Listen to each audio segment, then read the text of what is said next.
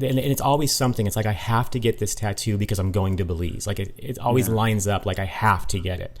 Yeah. Right. I'm going to space tomorrow. I need to get sleeved right now. Yeah. I'm going to space.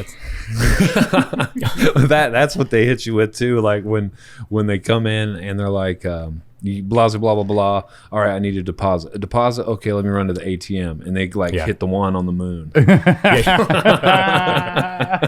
See, what happened was...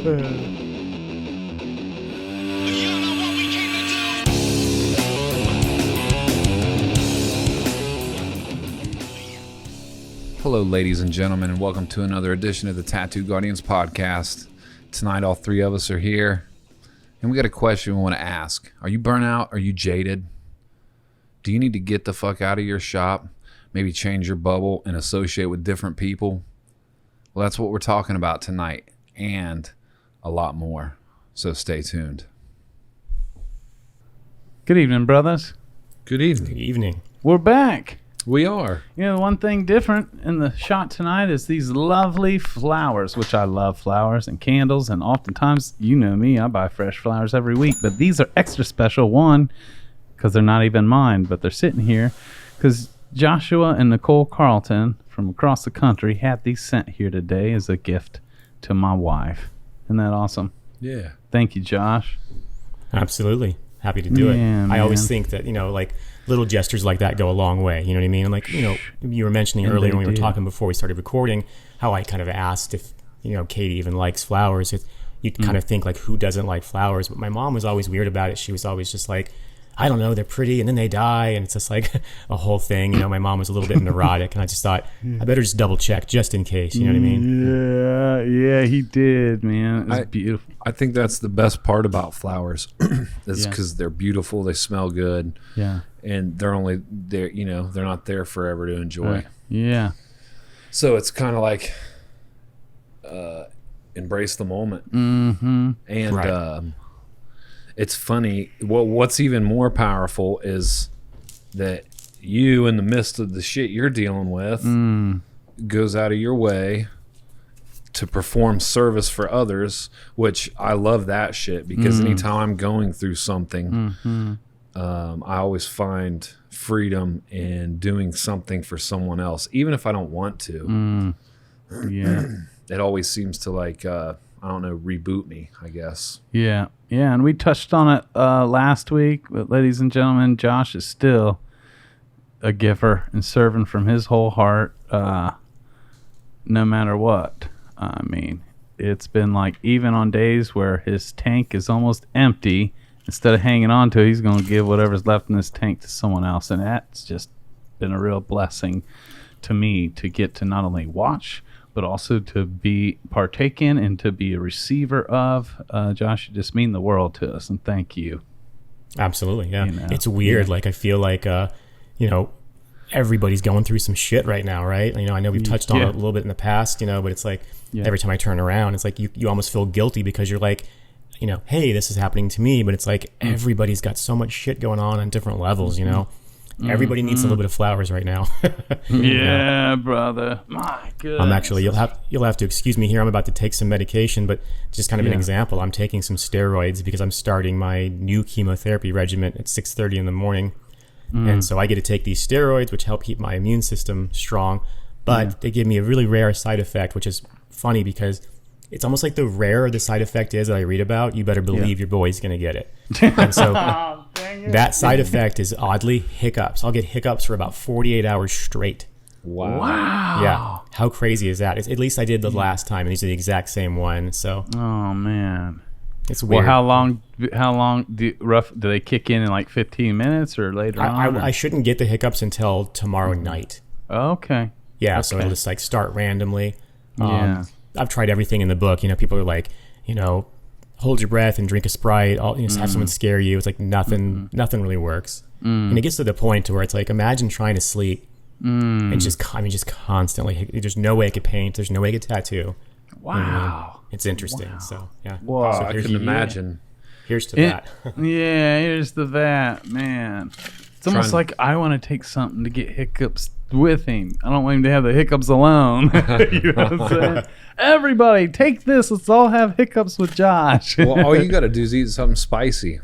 Yeah. The thing with me, Josh, I get hiccups almost once an hour, but I only get 3, and then they leave. Oh, that's interesting. Yeah. Yeah. You know, when you were talking about these flowers and how beautiful they are, but then, you know, days from now, they're going to die, right? The life cycle. And I don't know why, and with all these colors, I had a flash. Have you guys ever seen, like, the Tibetan monks and even, like, the Dalai Lama, how they do the most intricate artwork out of sand and different colors of sand and, like, mandala stuff?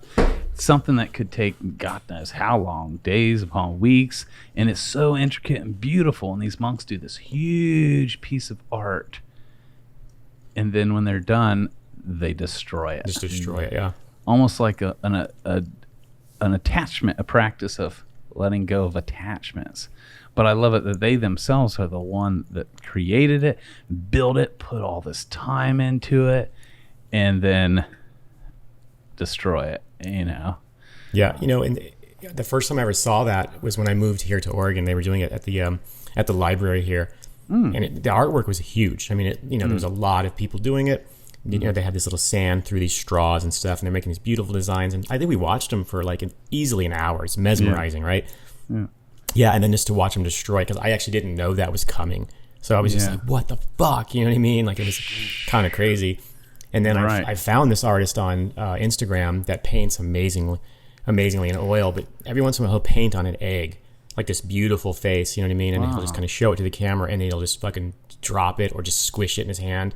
You know, it's the same feeling of like creating art and just like destroying it. And it reminds me a little bit of our life, of tattooing, you know, like, you know, we get to connect with these people and we work on this piece we give our heart and our soul to. Only for them to leave and go to the lake, or who fucking knows what they're going to do, because, you know, half the time, no matter what you say, if their friend tells you them to put Carmex on their tattoo, they're going to listen to them over professionals. Right? You know what I mean? Ain't that some shit? But you're right. You're like, I know you've been doing this for 30 years, but my boy says to put Skippy peanut butter, the extra chunky kind.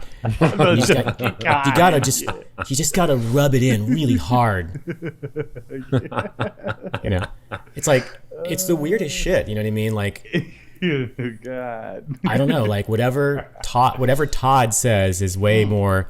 Yeah. I don't know why. It's not your brother Todd. Well, maybe it's all. That motherfucker. Yeah. That motherfucker. Yeah. I fucking got his number now. I fucking see him now. Man, Get him back on the show. They're like, that dude's in such integrity. If he says chunky peanut butter, motherfucker, then. That's awesome. I always think it's so weird that, like, you know, if I'm going to fly out and get a sleeve started from Daniel Rocha or something, I'm not also going to coordinate the rest of my life. Like, oh, I'm also going to go to Bali directly after that. And I'm also going to go get liposuction. Like, half of my wife's clients that come in to have their eyebrows done, they're in the middle of 9 other procedures as well. It's the weirdest thing. Like, and it's always something. It's like, I have to get this tattoo because I'm going to Belize. Like, it always lines up. Like, I have to get it. Yeah, right. I'm going to space tomorrow. I need to get sleeved right now. Yeah, go to space. That's what they hit you with too. Like when they come in and they're like, blah blah blah blah. All right, I need a deposit. A deposit. Okay, let me run to the ATM, and they hit the one on the moon. See what happened was, man, they went to you should have told them there was a closer one, right? Man. You know, like sitting here talking about this, I just thought, like, this is our life, and it's like, these are the struggles. You know, I don't know. I was watching, so I just paid for a driveway in my backyard. I'm the only house in the block that ain't got one. So I needed to do something about it. Boom, I paid the guy. And I've been watching him the last few days, like out the window, and just like watching him work. And the dude loves what he does. 100% loves it. And like, he's just happy to be working hard and working with his hands and his back. And that's totally cool. I did a little bit of that before becoming a tattoo artist. But I don't know, just me and you've had conversations like this, Matt, where I'll like let something take me out, or I'll start to get burnt out with dealing with clients, or because if the world would just do what the fuck I wanted it to, everything would be fine. Yeah. That's all I'm asking for, is just that. Right. And unfortunately, it doesn't work that way. And you would tell me like, dude, this is our problems. Like, right. What a great problem to have. Like the biggest thing we got to worry about is like, I hope this person that just paid me a lot of money to put my art on them takes care of the tattoo the way they're supposed to. Yeah. But even though still, like with the trauma thing, you can't gauge trauma, like it does get very tedious at times. And it was a good thing, like being able to drive across country and like see Josh and my buddy and his wife, my friend as well, get married. And it just because like I was like, a breath of fresh air. And I've never gone too long without tattooing since I've been an artist, only to come back and experience the whole fun COVID roller coaster and stuff like that. But yeah, it was good to get away. And then like I don't know if you want to call it burnout or not, but when I got back, I had planned a tattoo and couldn't, had to quarantine again for another 2 weeks. So like now I'm at the point to where like I'm chomping at the bit to tattoo, and clients left and right, they're like, I'm getting COVID. And it's funny because like I'm so cynical and self-centered that I instantly go to, they're just getting me back because they thought I was lying, so they're just going to lie on me, which is silly. I always do that, by the way. Well, if you think about it, like it's the easiest excuse ever. Like it gets you out of anything. You know what I mean? Man. Before COVID, it was just diarrhea. You know what I mean? Like who's going to question that? Be like, man, I can't come in today. I got diarrhea. You know what I mean? Let me see. Yeah, photos or it didn't happen. Yeah. But like because it's such an easy excuse, because you can say I may have been exposed. Or any of those things. I mean, what are you going to do? Or what are you going to say? So you have this instant out for anything, basically. So yeah, so like I know my coworker is saying that she's been dealing with like nothing but cancellations the last couple of weeks. You know what I mean? And you brought up kind of burnout. So like maybe this is kind of like nature's way of giving some of us a needed break. Because for me, I see this a lot on a lot of the tattoo forums. What do you do when you get burnout? You know what I mean? Hey, tattooers that have been tattooing for 10 plus years, like, do you ever get burnout? And I think we all do. And I think if you haven't gotten it yet, I bet it's coming. You know what I mean?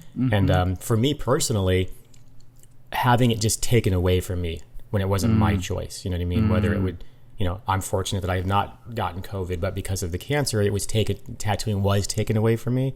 Yeah. And you'd be amazed at how quickly, when it's not up to me, you know what I mean? Like I might be like, man, I'm going to retire. I'm going to quit tattooing. I might be being a baby about it and having a bad day. Yeah. But man, as soon as that cancer said, fuck you, you're not tattooing. Yeah. All I wanted to do was tattoo from the hospital bed. Yeah. You know what I mean? Yeah. So to the people that have been asking, like, what do I do or what do I recommend? I think that's definitely one of them, is right off the bat, realize how incredibly lucky we are. Yeah. We talk about this ad nauseum, I know, that we get to do what we get to do. Yeah.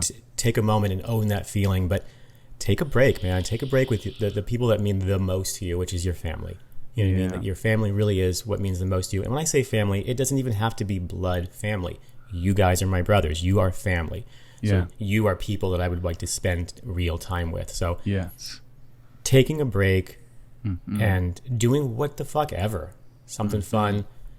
Don't force yourself not to talk about work, but let it come up organically. But take a real break and experience what it's like to not be working. Because at a time you were passionate about tattooing hip. We talk about this a lot. You were a lot like me, where it was just, it's everything, right? You'll spend hours watching over somebody's shoulder just to get a little bit of knowledge.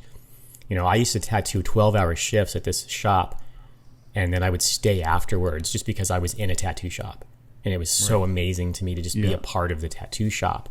You want to get back to feeling like that when you can. And man, I believe that just taking a good break with good people is really the starting point for me, at least. That's what it is. You know what I mean? Realize what could be taken away, because I hear a lot of bitching, man. A lot of bitching about I hate it when customers do this, and I hate it when I'm out to eat and I'm trying to, take a bite of food and someone's trying to get prices, and it's like, man, don't you like money?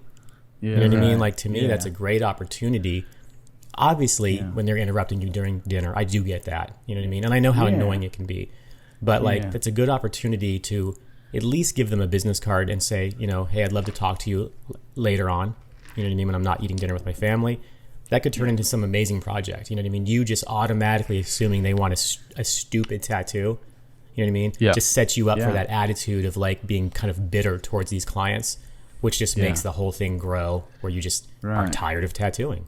You know what I mean? Does that make sense? I know, kind of rambling about it. Totally. Yeah. You're so right.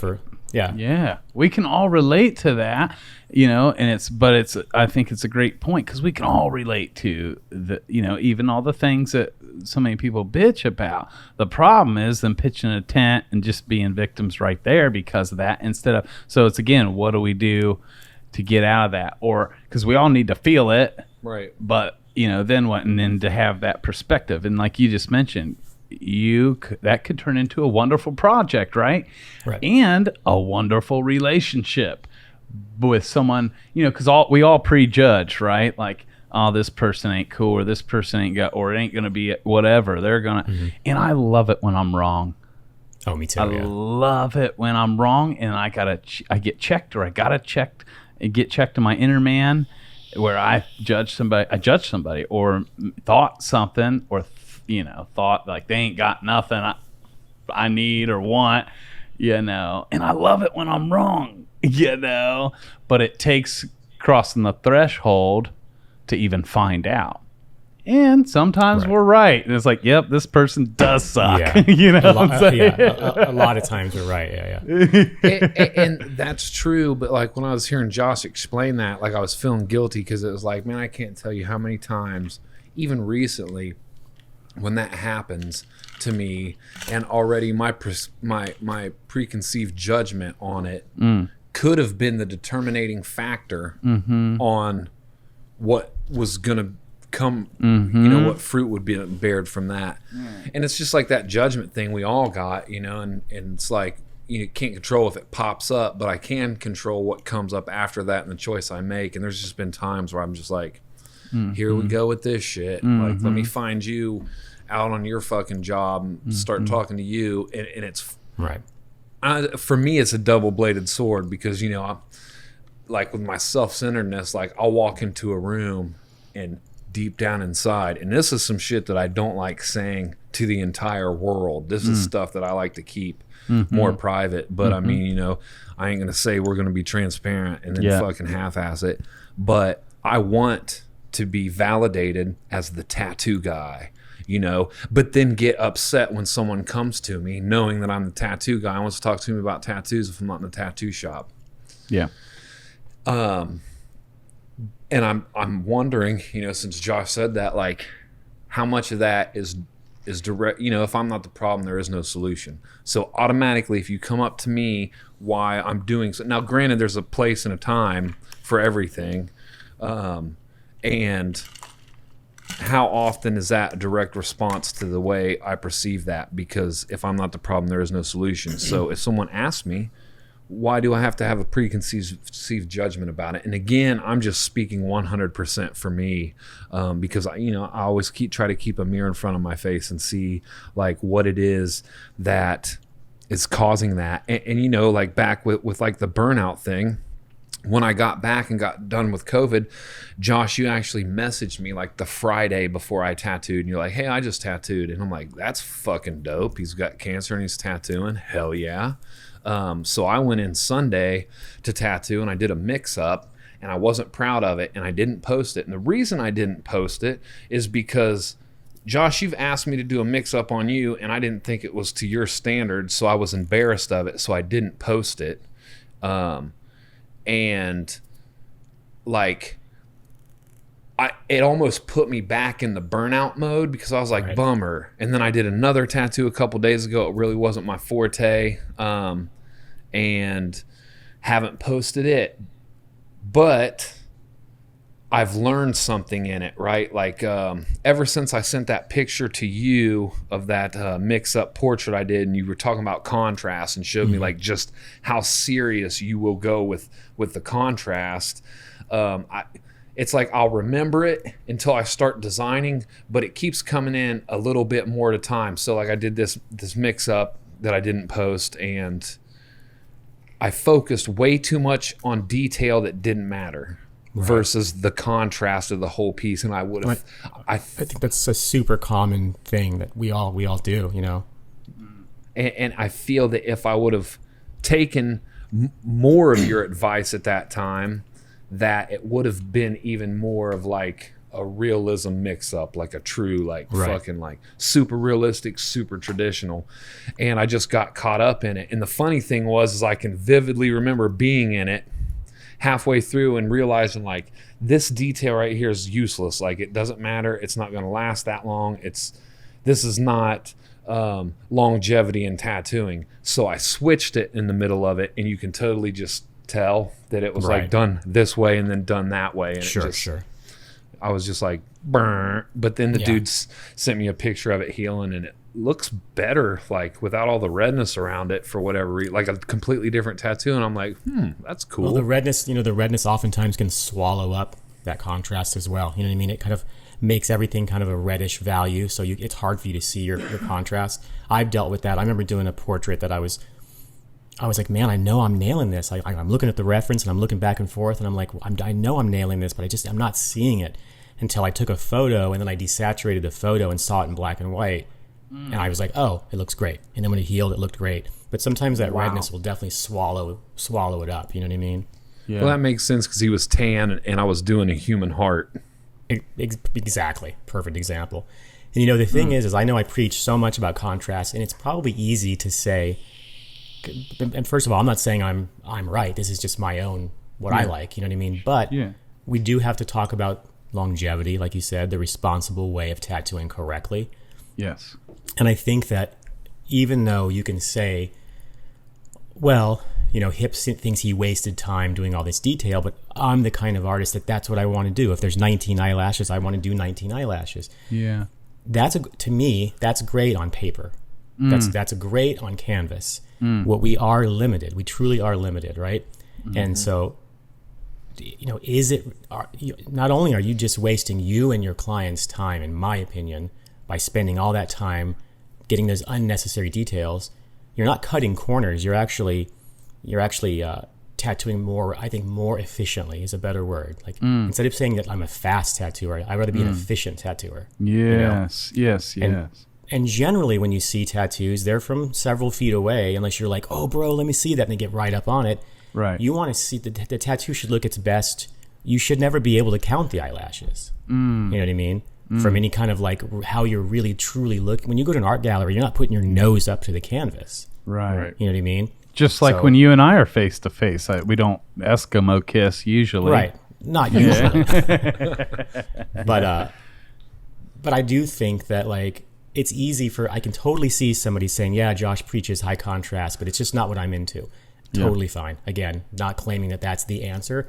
It's something that I found I think it makes a spectacular looking, strong tattoo. And I think that it's a very responsible way to tattoo. And this is coming from somebody who tattooed irresponsibly for many years. I'm self-taught. It's not necessarily the way I recommend. And that's one of the hardest lessons I had to learn is that, yeah, I can do this on paper and I can do this on skin. Yeah. But is it right? Right. No, it wasn't correct. Those experiments are on people forever. Right? Yeah. A lot of them were friends, and a lot of them I can go back in and touch up. But there's a lot of people out there with tattoos that are whatever from me as I was in my experimental phase. Right? Yes. Yeah. Now you have to think about that like, well, how would you do it any other way? You know, fake skin, can't really do it fake skin because it doesn't heal. You know what I mean? So people are going to have to get, as you grow, they have to get you in these new learning phases. And there's a chance that they're going to get a tattoo where you realize, oh, if I water my yellow down, guess what? It don't work. Right. You know what I mean? Yeah. So yeah. And to be clear, Oh, go ahead. It always was? I was just going to say it always comes back to contrast for me. Yeah. Always. And I watched that live in person when you tattooed his dad on his leg. I was there nitpicking. I was basically the guy standing over you being like, dude, are you doing all 19 eyelashes? And you were so patient with me. Right. And was like, no, watch this, dumb fuck. Just kidding. No, but anyways, that's a gift, because for our viewers, it's not about like cutting corners or half-assing. Like, I know there's 19 there, but I'm not going to do. He didn't do them, not because he couldn't.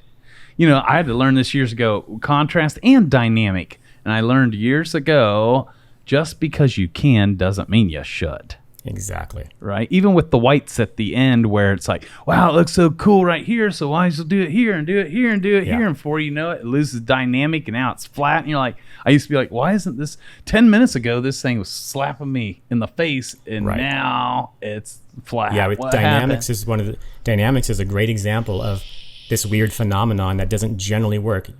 Basically, the harder I'm working on this, the worse I'm making the tattoo. And that doesn't generally generally happen in life, right? So if you sit down to carve something out of wood, the harder you try, the better, those details and the feather you're carving are going to come out, right?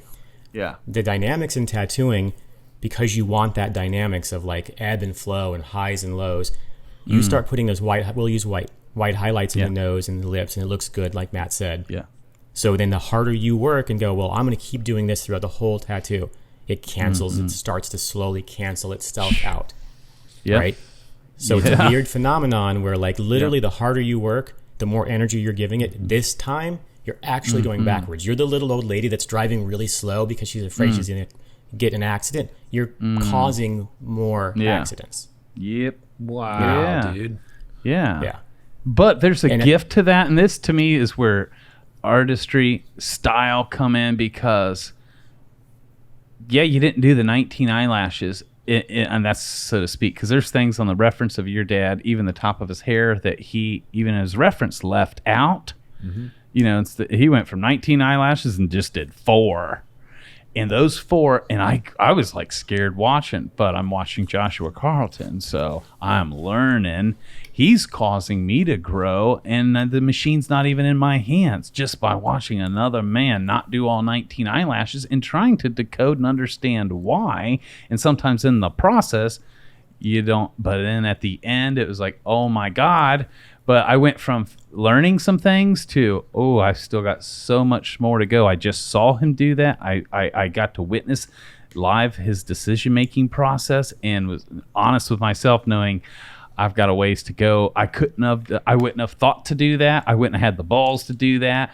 But the power of your piece, it turned out 1,000 times greater, which is what made it a Joshua Carlton tattoo, upper echelon of ever, where I remember I'm still stuck on 19 eyelashes, Right. But there was a talent there to be able to do that. Go ahead, Josh. Sorry. No, you're exactly right. And I think that, it's easy for me to sit here and tell you like, this is how I do it, but this is only because I've been tattooing since Nosferatu was fucking coming around, you know what I mean? So like, it's only from experience, because I used to dream about tattooing like that. But I was like, how do you even start? Like, how do I even start to like, this is permanent. Like, so then you're like, we'll do it on paper. And it's like, it's still one thing to do it on paper or canvas. And then to have the balls to like, to do that on skin, you know what I mean? Right. And, it's just, I used to look at these, I'd go to art stores when I didn't really know what I was even, I didn't know why I was even attracted to that look. That looser style. Yeah. But I would look at these art books. Usually it was like pastels or chalk. Like I would see these chunky shapes and stuff. Yeah. And I was like, I don't know what that is, but I just want that feeling that's giving me. What if I could tattoo like that? And it wasn't until like really the last few years that I've even had the balls to go that far with it. You know what I mean? And, that's where Instagram helps, because you can use it as a measuring stick. Like it sucks that we're in that world where you have to like put your baby out there and hope that the internet tells you it's good enough. But let's be honest, that's how we work. Yeah, you know what I mean? If I did a tattoo like that, and even if I loved it, and it was just fucking ghost town, if it was just crickets, right, 2 or 3 tattoos in a row, Right. I got to be honest. Even if I love it, Yeah. I'm a human, and I'm going to be like, Second I might ask guessing. you guys. Yeah, I might be like, man, am I not seeing something? Like, Right. what's the deal? You know what I mean? Yeah. So, that validation, it's a weird thing that we have to get that. But I think to some level, even the people that say they don't give a fuck, I don't believe it. Right. Those are the ones that give a fuck the most. Yeah. Exactly. Yeah. It's the same as, do you ever notice like how tattoo artists are always playing the tough guy, and they've never seen an episode of Ink Master, no matter what you tell them. And it's always this bullshit. It's always this bullshit. It's like, well, I don't ever watch it, but my girlfriend does, and I was walking behind her, doing my man stuff when she was watching it. And I stopped for a second and I watched that one guy, and they know everybody's fucking name, and they know all the drama that's going on, and it's like, man, it's cool. It's fucking. I know it's a stupid show. It's a guilty pleasure. I watch it because the fucking word tattoo is in it. Yeah. Like, I don't care. Like, I know it's stupid. You know what I mean? But like all that, like, I don't ever watch it. It's like, I fucking hate that. I used to always play this game of like hypothetical road trip. Like, you have to be on this really long road trip, right? And it was like, so here's your, you can be on the guy that doesn't have a TV and he constantly tells you about it, or the guy that, you know what I mean? Like, which one is more annoying? You know what I mean? Right. Yeah. I love it. Just own it. I remember, you guys remember when we had St. Mark on, and he admitted, like, I fucking hated that Ink Master. But then he admitted it was really almost a form of jealousy because he was left out the mix. 100%. Whenever I see people that go on and on and on about how much they hate it, I'm always like, yeah, we'll see what happens. It makes me almost want to like do a fake phone call. You know what I mean? Like, oh man, we'd love to have you on the show. My bags are already packed. You know what I mean? Like, right. I tell everybody I love you. Yeah, and you listeners out there, like, I'm not bagging on anybody. We know that it actually did do some damage to the tattoo industry. Yeah. I'm not even saying any of that stuff. I'm just saying I think it's funny how people have to just play this role of like, I would never. I've never seen one episode.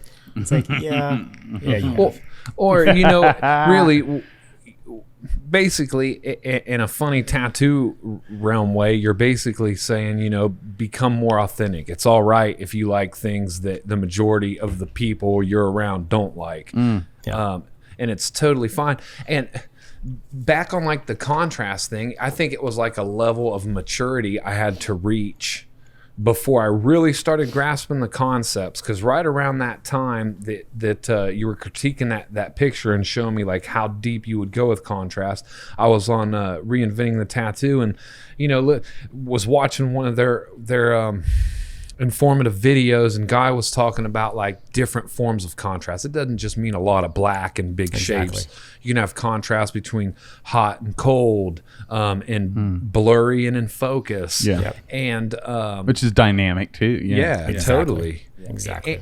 And even like in music, we all love, if a song comes out the gate and it's just on level 10, even if it hits you in the chest, but if it stays that way the whole song, eventually it loses its impact versus a song that's got build up, and then fucking drops and then hits you in the chest and then goes, down, has some dynamic, and then boom, comes back in. I mean, even in music, dynamic is a powerful thing. Absolutely.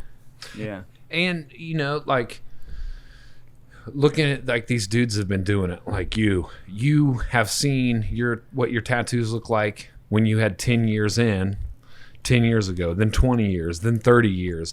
The longest I've got from when I actually started like doing what I'm liking to do and like the realism and stuff. 4 years? Yeah, 4 or 5 years at the longest. Yeah. I've got tattoos I've seen that I fucking did that was just, fucking shitty tattoos, and like, those ones hold up solid. But it's like, what's that piece the mix up I did, what will it look like 20 years from now? Did I do it right? And I often ask myself that, especially now that and another thing I've been learning and maturing into, which is weird because usually you start out in this, but I've never had an official apprenticeship, is skin breaks. And it just takes so much to me to fucking not fucking, man, it's so hard. Yeah, and the thing with skin breaks that's interesting is like you almost can't do that. You almost can't look for them. You know what I mean? Because it needs to be natural, right? So like if you're forcing yourself and you're struggling, then that, to me, that tells me you're trying to force it into a spot that it doesn't necessarily have to be. You know what I mean? And I know I've told you this before, but like, you don't have to do that. Like, Right. you know, I know we say the tattoo can breathe and all that. There's a little bit of fucking woo woo going on there. It's not like the tattoo can't breathe without, you know what I mean? So Right. ultimately at the end of the day, what looks good? You know what I mean? Yeah. And it's going to heal well, right? Yeah. What's going to heal well? Yeah. Like, to me, the tattoo you did of the rose on the head, you know what I mean? Yeah. That particular tattoo is very well thought out and placed. And if I were you, I would simply go back and I would take that picture and just your favorite pictures and, like, you know, once every 3 months, print them out. Literally print the pictures out, lay them on your floor, and just be super honest with yourself. You know what I mean? What do I want to do? Don't think about what that tattoo artist that might judge you on Instagram or anybody that you look up to. Simply ask for you. Yeah. What do I love about this tattoo? What could I have done better about this tattoo? And use your own past work as your measuring stick. You know what I mean? Don't go to be better than everybody else. Be better than you. Yeah. Does that make sense? Yeah. Oh, yeah, it totally does. That's what I love about Gary Vee. He doesn't give a fuck about anybody else. He's always competing with himself. Well, and that's why I love his quote where, I was going to say, it's such a hard place to be, right? It's so easy for us in this world of Instagram to, like, you know, we've all done tattoos that we feel good about, and then you fucking click on Instagram and here's some Russian guy, and you're just like, why am I even fucking tattooing? Why am I even tattooing? You know what I mean? And then, you know, especially, this one would be really weird to me, is that because of Pinterest and stuff, a lot of times we'll use the same reference. So I'll do a face, right? And I'll have some, like, mountains coming off of her face. I did 2 years ago, and I love it. And then I see somebody use the exact same reference, and I see the different approach that they took. And I either I'm like, fuck, I thought I loved that tattoo. Or every once in a while, it's rare, I go, oh, maybe I'm not fucking terrible. You know what I mean? Because no matter where we're at in our career, I know all three of us here are like that. Like, I don't care how many trophies I've got. I don't care how many things. Like, we fucking are our own worst critic for sure. You know, man. You know, it's funny of abuse. You know. Yeah. Yes. Which I think is powerful for everyone to get to hear you say that, Joshua. Because that points to something different. Because I think so many people fall into the misconception. Once I get here, if I can just get my place to, like, there's some magical arrival point or level you can hit where then all of a sudden, and I believe you can find those levels, but the secret is it's not in your portfolio as your portfolio grows, but it's more in your inner man all along the way. I mean, freedom in those things, which is an ongoing journey for sure, but I think it's powerful for people to hear that. I'm going to throw this out there for all of our listeners. There is a 3-week or a 3-day transformational program, and this is kind of like hush hush, but it's called the Landmark Forum. Right? You guys can all look this up, the Landmark Forum. This is like Matrix red pill, blue pill shit. Not everyone's ready to, I mean, can you imagine going into a room full of mirrors? And this is all, this is not hypothetical. This is almost like an analogy. A room full of mirrors on you to help you take a little deeper look at you and to see your own blind spots. This is for your own growth, to be able to wake up and see that which you could not see, your own limitations, your own limiting beliefs, why you have such self-doubt, even if it's subconsciously, right? And it's powerful. What? Only 3 days and transformation can happen? Yes, and yes, and yes. Would you agree, Hip? Because you've taken the Landmark Forum, right? Yeah. So the majority of people at Aisle 9 have. That's right. And it's just 3 days, and man, it will fucking move internal furniture around in you and rock your world. But they have they got other, like, next level programs and stuff. They have an advanced course that I haven't taken. My twin brother Todd and a lot of people have. And an interesting thing about the advanced course, you have to go through the forum first, is they cover this thing and help everyone discover what they call is your unanswerable question. A question that your own way of being, you ask yourselves your whole life, and everyone has different the unanswerable question. But I'll let you, and I haven't been through it, but enough people have. I have. You have. Okay, to where apparently my brother, my mom, and friends close to me think they know my unanswerable question. Well, Todd, and you guys, all you listeners, my twin brother Todd, both integrities, his unanswerable question was, am I doing this right? His whole life, and no matter what, and we're twins, so he always compared himself to me, and he always felt like, he told himself stories like, I'm the last to get it. Everyone gets it before me. And then when he does do it, like, always question, am I even doing it right? My unanswerable question is close, which mine is, am I good enough? Right? And the reason why I bring that up is because there's things that can help us overcome it and to look at it. But to this day, no matter, like you said, no matter how many trophies, no matter what accolades, no matter what, there's still something that will rise up in me and be like, but was it good enough, really? Like our last episode, I'm asking you guys, was that good? Like, I'm always facing my own unanswerable question. But the power is starting with awareness. That's that thing rising up in me. Again, what'd you say earlier? If I'm not the problem, there is no solution. Correct. And so first it starts with honesty and awareness. And oftentimes we need other brothers, other people, other wisdom to show up in our life to help us see that which we don't see. Back to burnout. Do you guys realize how we're all living in our own little bubble? Everyone, anyone listening, you live in a bubble. It's your bubble. Whatever town, city you live in, the group of guys and gals that you work with. And so it's easy if in your bubble, especially these days, if you're jaded. How many of you listeners right now are in burnout right now? And you're jaded. And it snowball effects. You start to think like, man, this ain't shit. This town ain't shit. My coworkers, everybody's just on a blah, blah. And you could start to think like the whole world sucks because your world and your bubble happens to suck right now.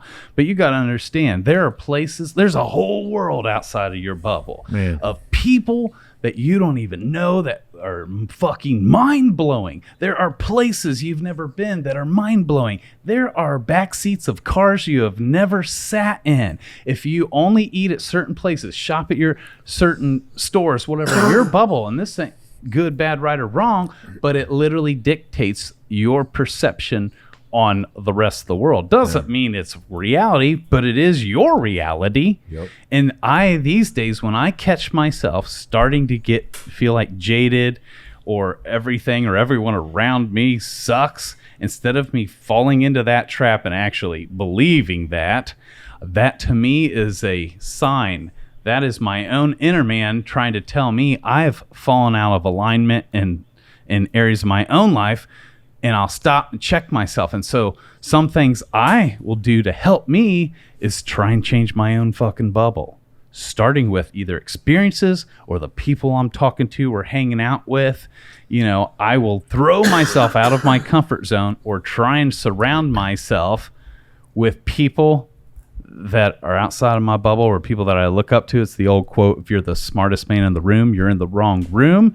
Right. And if you're, and so to go to a different room, a room that's more scary, a room that's, because there are people out there, I don't care who's listening, where you're at in the world, you'd be shocked. There are people in your own town that you've never met and that you don't know that have been through way more hell than you and are way more freed up than you, And we can't fall into the trap of everyone and everything sucks. And when that happens, because it happens to all of us, take that gift as an indicator. It's time for you to change your own bubble, whatever that looks like. Rearrange some internal furniture. Rearrange internal furniture and external. Mm-hmm. Okay, whoever I've been associating with or surrounding myself with, it's time for me to, even you bring up Gary Vee. What's he say? Hey, cut off 2 friends that ain't serving you and replace it with 2 new ones that are on another level to help pull you out of your funk, And so I think that's real important. Again, back to I love it when I'm wrong. When I start to judge someone and think they ain't got shit for me, when I start to think everything sucks, I'm wrong. And thank God I am. You know what I'm saying? Right. But we have to muster the strength and even years ago, Zachary Good, he felt like that, And he didn't feel like, okay, well, Matt, I don't know where to find those people, right? And with him, we started out not finding them in the flesh. I helped him find them in books and on YouTube, and he started to change his bubble and have new mentors and no longer be the smartest man in the room digitally first. And as his inner man started to change and grow, then he started to attract them in the flesh, right? But we live in a world of infinite possibilities. So let us not get caught in the trap of the bubble of lies that's going to try and convince you that this is it, because it's a lie. Is that resonating with you fellas? Yes. 100%, yeah. And we live in that world now with the technology being able to do that digitally. Yeah. It's a great time to be able to do that, Like right now, everyone watching and listening, right? Totally. And see, that's what I love about being transparent and authentic, because in the time we live in, like Josh was stating, we see the good foot. We're always seeing the good foot. Oh man, their life, it's greener on that side. Yeah, man, everything's great until we get a look at that ugly foot, and it's like, fuck yeah, dude. So like, I can be like this too. And they have the same fucking struggles that I have. Yes. Right. You want to, going back to if you're, the smartest man in the room, another way too that we can look at this collectively as tattoo artists. Yeah. If you're the best artist at your shop, right? If you have burnout and you're truly a badass artist and you are better than your coworkers, it's time to start guest spotting. You know what I mean? Yes. Get out of that comfort zone, because when you're king shit on Turd Island, it don't mean shit to me. Come on, yeah. Right, so you Josh. get out there and you go do a guest spot with some amazing artists, and it'll reset you real fucking quick. When you're used to walking in, strolling in the shop, and you're like, I'm badass Billy because I'm better than my coworkers. Well, okay. Go. Why don't you go work with Robert Hernandez? Right. That's awesome you say that, because, dude, that is like 90% of the fucking tattoo industry, I feel. It's like, and man, and I see them everywhere we go, and it's almost to the point now that I can spot out a shop and be like, that shop, right? And this usually comes out of their mouth. Oh, we just don't do conventions. It's a waste of time. There's no reason to do it. Or, nah, why take seminars? That's stupid. I've heard so many artists time and time again, and through my career, and I'm still growing.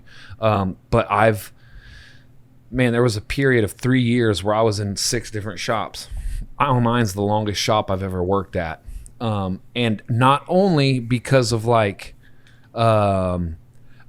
ability to grow technically and artistically in tattooing, but there's so much more that I am still the stupidest person in the room with, that abundance of that certain material was there. But if we're just strictly talking about the art of tattooing and being a good tattooer, man, there's so many just around here that it's like they have just been doing. There were points when I looked up to them when I first started and was like, what the fuck? And now I look at their shit and I'm like, what the fuck? And it is because of that king shit on Turd Island. Yeah. It's really easy to judge your success by how poorly those around you are doing. Yeah, right. It's super easy to just be like, in my bubble, I'm this shit. Right. But you got to be smart. You got to be sober and smart enough to realize, like, that's just in my bubble. That's right. And that bubble's not big enough for me. That bubble is not big enough for me. I need to go out and be around these other people, around these other artists. I need to be around the kid that doesn't even know he's good. You know what I mean? Come on. That girl that doesn't know she's hot. You know what I mean? I want to be around that tattoo artist that just works his balls off, and he's just good, but he's not in that mind space yet. He hasn't been told how beautiful he is constantly. You know what I mean? I want to learn from that guy or that girl. Yes. Like, I want to learn from that artist. And, Hip said something earlier about, they don't take seminars and stuff. I'll never forget one of the cringiest things I ever overheard. I was in a room. Tattoo Magazine was taking a bunch of pictures, and so a bunch of people were there getting their pictures taken. And the photographer was like, wow, this work is beautiful. He's like, those seminars that you're taking must be really paying off. And the artist was like, I don't take seminars. He's like, I might give them. And just the way he said that, I don't give a shit how good his tattoos were. I'm fucking done with you, dude. You know what I mean? Yeah. You know what I mean? Yeah. Well, and you brought up a great point. I love that, Josh, where you said, I want to be around the dude. I can't quote you, but almost the dude that's like, kicking ass and don't even know it. Something you just said something along that lines, and that was touching on the next topic I was going to bring up under the umbrella of this conversation, which is another thing I always check myself to keep in mind, is to always have an attitude of beginnership. Humility, dude. Always. Because, dude, you think about it. When you're just starting something out and you're trying, it's natural humility. You're scared. And there's a grace in your life. Whenever you start something out new, there's a level of grace over you to, like, help you through it, to pick you back up when you fall down. And you don't kick your own ass too hard because you're in beginnership. It's like, I tried that, I'm gonna try it again. And you're not thinking about all that other shit. You're in a mindset of beginnership. And that's a fucking powerful place to be. The problem is so many people like self-graduate themselves out of that mindset, and we're not ever supposed to leave that mindset. Yeah. And that's so common in the tattoo industry. You said you get to give yourself some grace as you're learning new things. Yeah. There's a weird phenomenon that happens with that as well. Like, let's say that Mike, our producer Mike, thank you Mike for all your hard work, by the way. Yes. Yeah. Let's say that he decides that he's going to start tattooing, right? So you guys have him start filling up sketchbooks, right? Yeah. And his sketches are pretty good because we kind of know what beginner sketches are probably going to look like, right? Right. But because suddenly he's getting a little bit better, all three of us are like, dude, Mike's killing it. Way to go, Mike, right? He's getting all this love because he's clearly getting better. Then suddenly Mike gets really good, right? Like, wow, good. And he starts noticing, man, I'm getting better and better and better, but my kudos are going away. You know why? Because we fucking expect it now. Right. You have shown us what you can do. Before, it was kind of a wow factor. But now you've shown us. So it's like the better you get, the better work you're putting out there, and you notice like you're not getting the praise you used to get when you weren't as good. And that can be really burnout city. That can be really disheartening. The truth is, though, is that they expect that level from you at all times. So when you drop a bomb, and there's something that you might really like about it because maybe it looks a little bit similar to a tattoo artist that you admire, and you're like, man, I don't see how they're not seeing my progress. Well, they already know you're there. You know what I mean? They're already loving you. They're already on your team. So that little window that Mike gets in the beginning is some of the best you get. And, you know what I mean? So it doesn't grow with you. You know what I mean? It's really interesting how that works. Yeah. And that goes hand in hand with the episode we did about damn it was just on the tip of my tongue. Performing at 100%. Are we allowed bad days? That episode we did. Right. Because you get to that point and people now, you've set the bar for yourself high. Now you have to achieve that every time. Yeah. And us being critical of ourselves and sensitive and fragile. Yeah. Like, it's a fucking hurdle a lot of times. Yeah. And you were saying something before. Matt brought up humility and being in a beginner's mindset all the time, which I fucking love. But I remember a few years ago, they weren't a tattoo artist or whatever. They were just like, I don't want to say the word fan because that just makes me feel all bougie and shit. But they were an admirer, and they're like, dude, you're like the best tattoo artist in Xenia. And I remember I got fucking pissed at him, and I was like, fuck you, dude. And I was like, I don't want to be the best fucking tattoo artist in Xenia. I want to be one of the best tattoo artists in Ohio. And then after that, I want to be one of the best fucking tattoo artists in America. Then after that, I want to be one of the best in the world. Right. And it was just, it fucking stung because I'm like, Xenia? Because Xenia's Turd Island. Right. Yeah. I'm trying to swim out of this motherfucker. Right. I always wanted to have some business cards made up that were like, Joshua Carlton, voted best tattoo artist in the world, and then on the back it says from his mom. Come on. Yeah. You brought up another good thing to pull someone out of burnout or being a funk is it's time to go guest spot or go work with some badasses, right? Be around someone else better than you that's going to inspire you. And that made me realize, and I don't know if you guys, if this has ever happened to you, but we've all done conventions. Jeez, especially, we all have, right? Yeah. I don't know. Have you guys ever, you were signed up for a convention only for it to get here and you're so fucking burnt out, you're like warring with even going, but you know you got to, not just because you paid your booth, you gave your word, I'm going. Like, have you ever gone to a convention while in your burnout mode, but once you're there, surrounded by so many other people with different bubbles than you, pops your bubble and reignites your fire? You Absolutely. know, I've never not wanted to go. Yeah.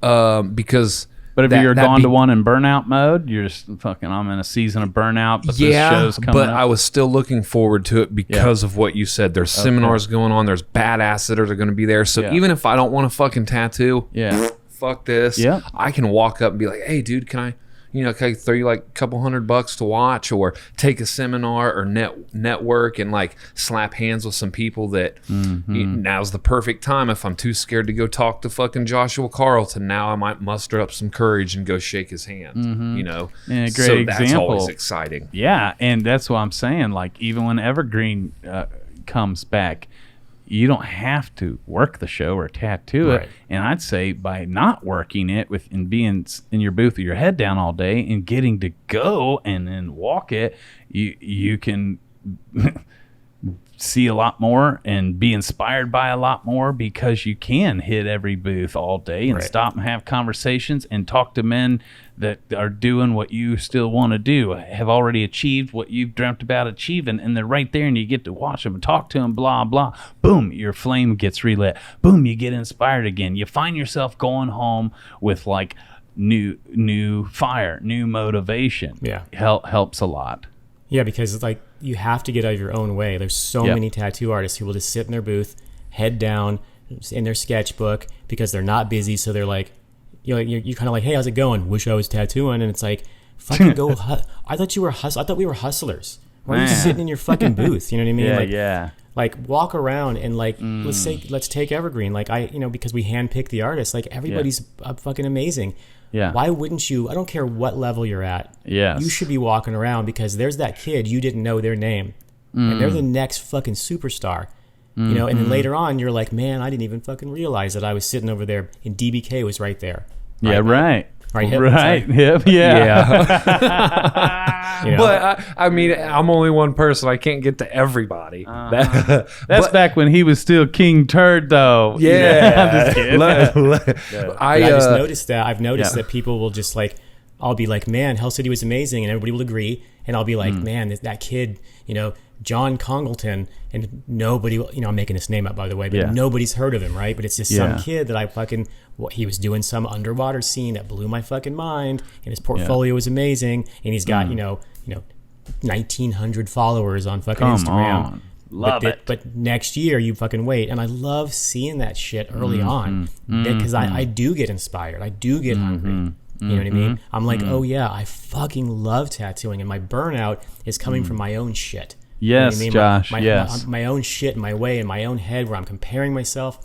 Yep. I just want to fucking tattoo. We breathe tattooing. This is, again, we were chosen to tattoo. We weren't just like, maybe I'll tattoo. Like, tattooing chooses you. We all fucking know that. Yeah. And like, not to get all, again, woo-woo about it, but like, fuck yeah, I'm a tattoo artist. I'm fucking proud of it. Yeah, brother. And I want to keep that fire. I want to keep that spark. And I want you guys to fucking have that spark. Yes. Don't lose that shit, man. Don't fucking let them take it away from you. Come on, Josh. Man. I remember when I got in my buddy Flip Shades, shout out. He's done a lot for me. He was my first neighbor at my first tattoo convention. And he got me on with Y'all's Invitational in Puerto Rico. And I thought I filled out the paperwork correctly. I did not. So boom, fly all the way to Puerto Rico, first time there, loving it, set up for the convention. Health department comes around, can't find my paperwork.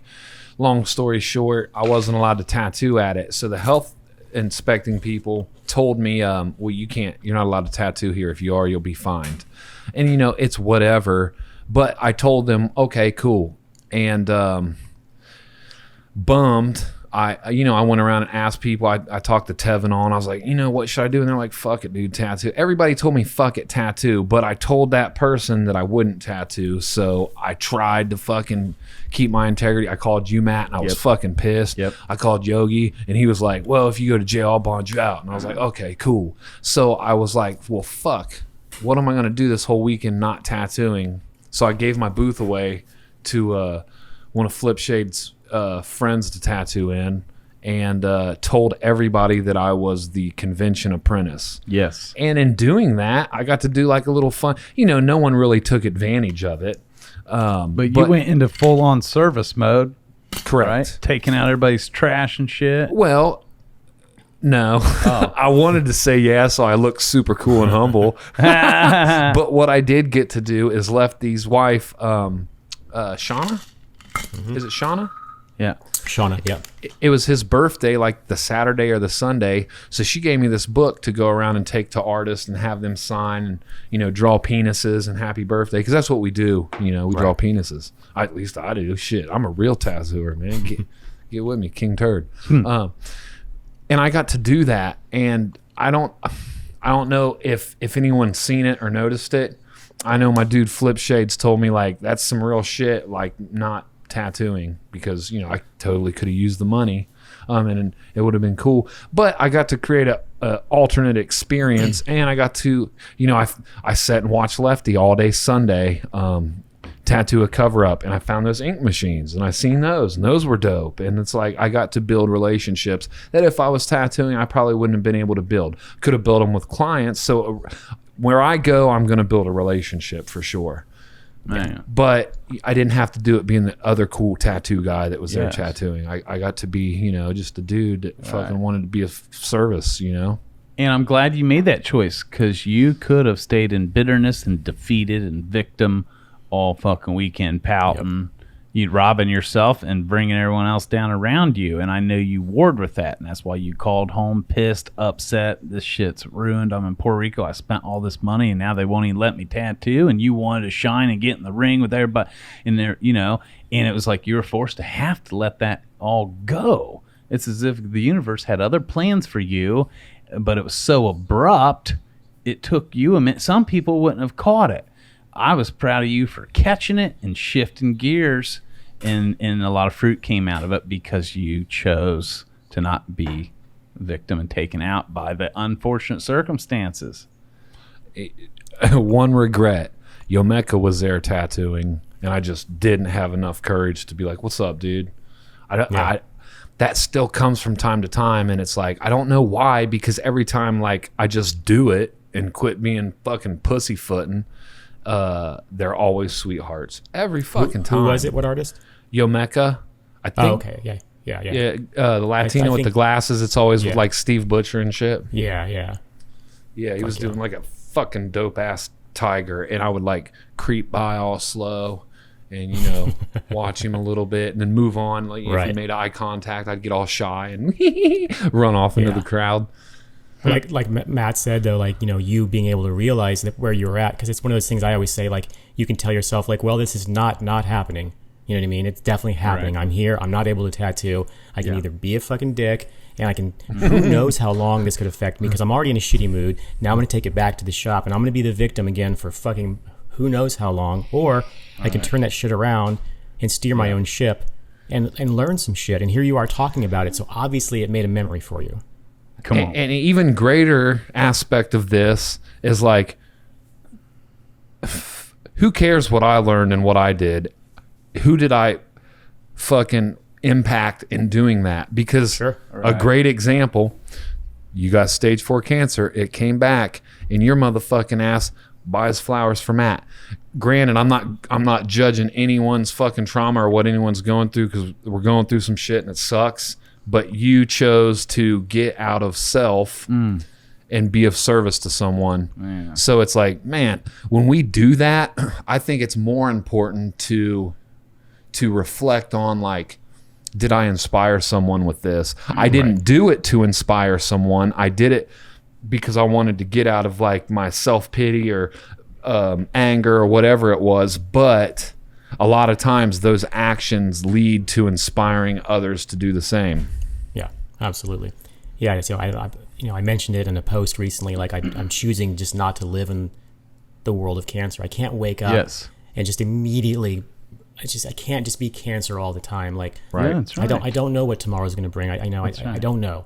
So I don't dwell on it because I don't fucking have the answer. You know what I mean? And being constantly worried, it's not going to help. In fact, it likely will hurt. You know what I mean? Like it's only going to make me stressed out. It's only going to make me more tired. It's only going to make me get less sleep.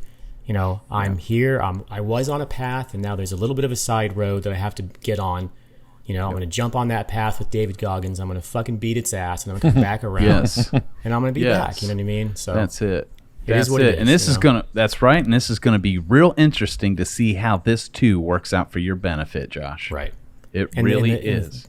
I appreciate it. And the funny thing is that even though, you know, and I know I haven't talked about it a lot. I know our listeners likely have a rough idea. I don't want to get a bunch into it. Health update. My cancer, unfortunately, has come back. I start chemotherapy tomorrow. I'm feeling really positive. This does make it stage 4, which is technically incurable. That doesn't mean that I won't. I could certainly survive for many, many, many more years. Yes. So, and I'm not giving up. I don't want you to give up on me. I don't even want to make that the whole thing about this. This isn't the cancer podcast. I'm just kind of giving you an update on where I'm at. But yeah, you know, I chose to do that because I can see how it'd be really easy to go down the rabbit hole of fuck it. This is it. I'm a victim. I'm just, you know, and I could just give up. But instead, I'm researching, you know, different types of care besides the chemotherapy. You know what I mean? You know, what about this? What about that? Like, what can I use with Western medicine, even if it's meditation, like together? You know what I mean? I even hired this is exciting. I have this book called How to Starve Cancer. And it's this brilliant woman who had stage 4 cancer. And she started doing all these homeopathic types of things with her chemotherapy and radiation. And she was given months to live, and I think she's lived for like 9 more years now. And I'm reading this book, and it's, you know, half of the book is her story, and the other half is like, if you have this type of cancer, like you want to find, she calls it your Metro roadmap, and it's like, these are the supplements that will work, likely will work for your type of cancer. Well, it's kind of hard to understand. You have to put all these things together, and you end up taking like, you know, 50 different supplements a day. It's a fuck ton, right? Yeah. But I was like, I don't have the energy to learn all this. I'm tired, you know. And my wonderful, incredible wife started reading the book on her own, and she noticed that the author kept talking about a specific group of doctors that specifically study her book, and what, you know, they're going with that regimen, and they break it down for you. Well, she fucking hired these doctors for me. The actual doctors from the book. So now, not only do I have my regular doctor, who I've been really good to have a team. She literally hired the exact doctors from this book. So now, starting tomorrow, after my first chemotherapy, I have my first appointment, you know, through Zoom to talk, you know, from some of literally the world's greatest doctors. So I have that in my corner, guys. You know what I mean? Like, I'm already being positive. I'm already feeling good because I don't have, as far as I know, a solid tumor. I have spots. I have about 10, a lot of spots along my spine and my lungs, but they're very small. And you know, people will take an entire tumor that's the size of a fist and shrink it down, you know, and if it can be shrunk or even stop moving, you can live with that cancer, right? As far as I understand, there's not even an actual solid tumor unless it's changed since my last scan. They always say cancer sprints, you know what I mean? I am in some pain. I am in some new pain. So it could have moved. I'm realistic. But I look at it as, okay, if I don't even have a solid tumor and these medications are taking solid tumors away, if my stuff is just little spots and I stay positive and I keep moving, I think my chances are fucking good. Yes, they are. You know what I mean? I think they're good, and I try to hang on to that. And what's important to me, I don't ever want to hang on to fake hope, or I don't ever want to be. I don't want anybody to just wake up and be shiny and positive because they think that's how it works. Being positive all the time, I don't think that nothing's ever going to go wrong, but it's going to give me the tools to handle whatever life does throw at me, because life can fucking throw, you know. Fuck yeah. And I'm just mentally preparing myself for that. So. I love you, Josh. Man. My God. And all our listeners are like, and this goes hand in hand with the burnout, because the ability for them to be able to have these doctors has come from consistent integrity in tattooing in the industry through burnouts, changing it up, getting out of his bubble, learning from someone different, going here, guest spotting there, to even be in the positions he's at today. You know, because life does throw, dude, and we've all got one coming down the pipe with their name on it.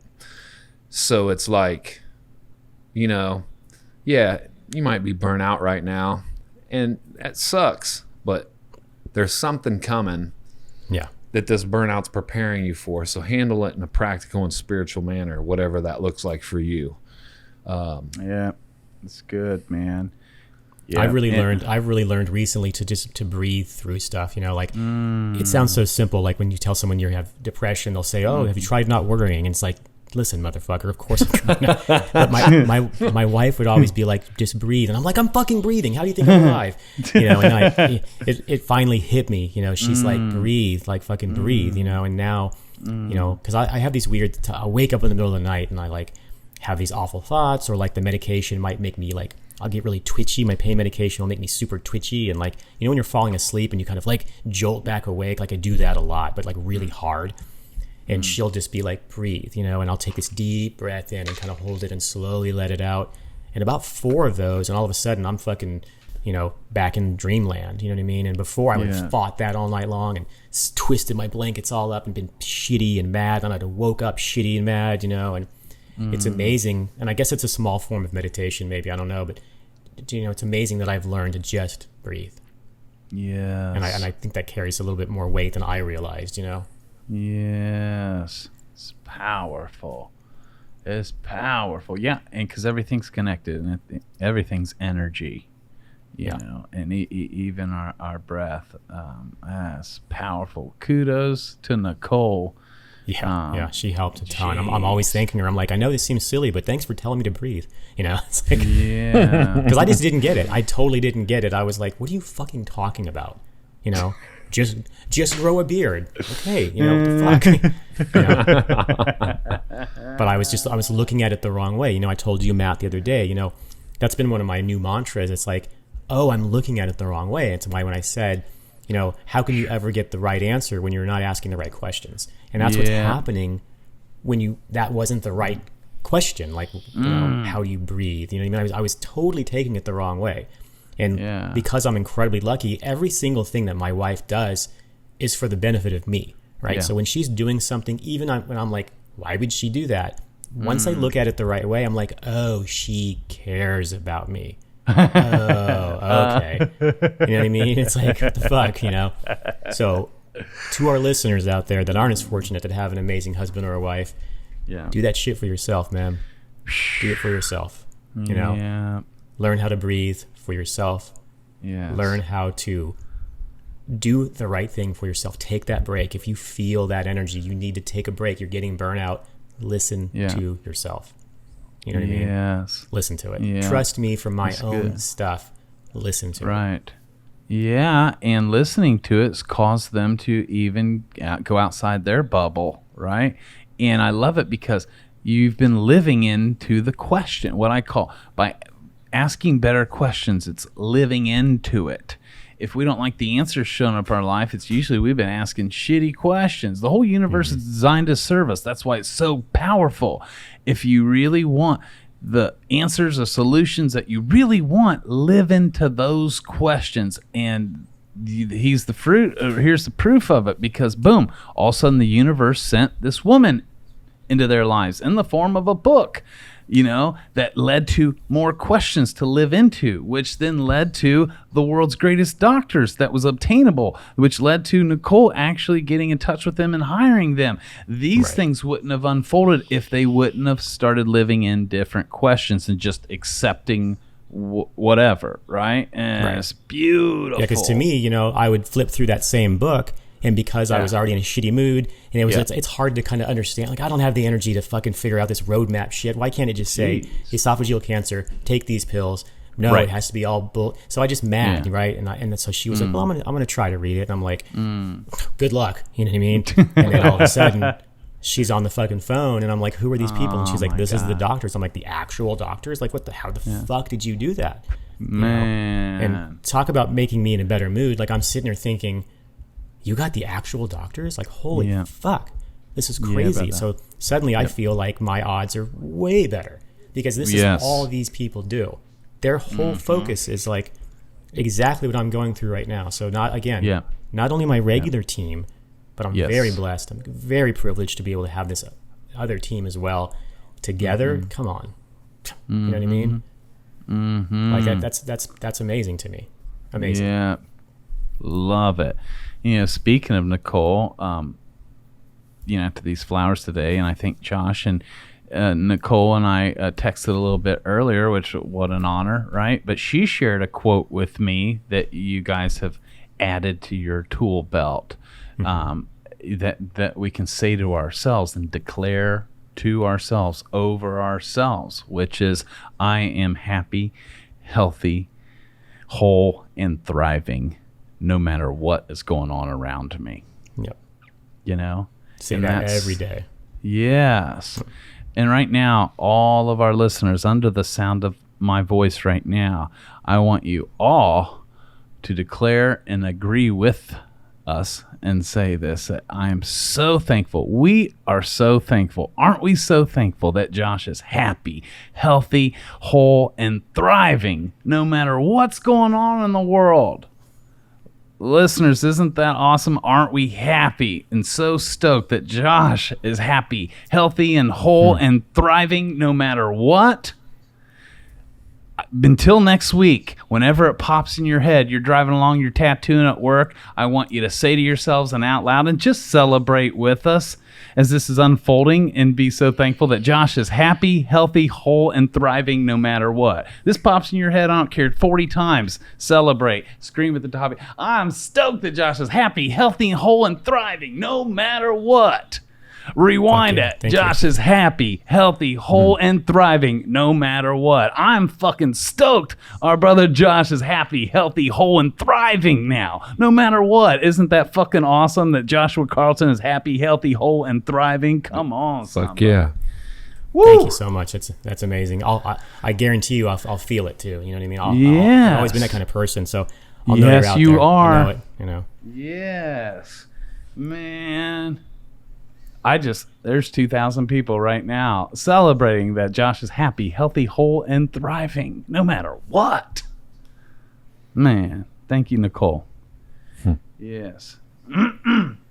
Okay.